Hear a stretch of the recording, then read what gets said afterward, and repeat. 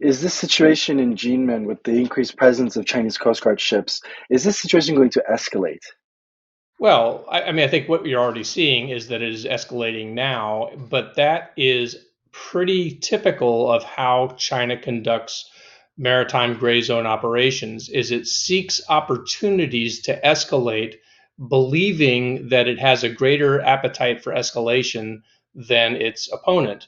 So we've seen this time and again in the South China Sea and in other locations. So in this case, you had a small boat illegally in Jinmen's waters, and the during again unregistered, no certificate, clearly doing illegal activity, possibly smuggling.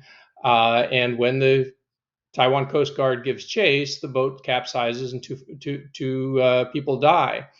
And China has seized on this as an opportunity to increase its patrol. So this shows us how China uses pretext as a method for advancing its strategic objectives. Looking at the fact that two people died, is China justified in any way for increasing its presence around Jinmen? Well, of course, it's justified entirely in its own framework, since it believes that all of Taiwan belongs to China. So almost anything that it does, it's justified, right? So it doesn't have to justify itself to itself. What it has to do is try to somehow get Taiwan and the rest of the international community to sort of look away or not pay too much attention because, well, it's understandable.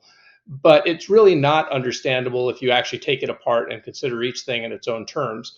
The boat itself was almost certainly engaged in illegal activities, right? Just the characteristics of the boat. It seems unlikely that those activities were legitimate fishing, if it was fishing at all. Looks more like a smuggling operation, frankly.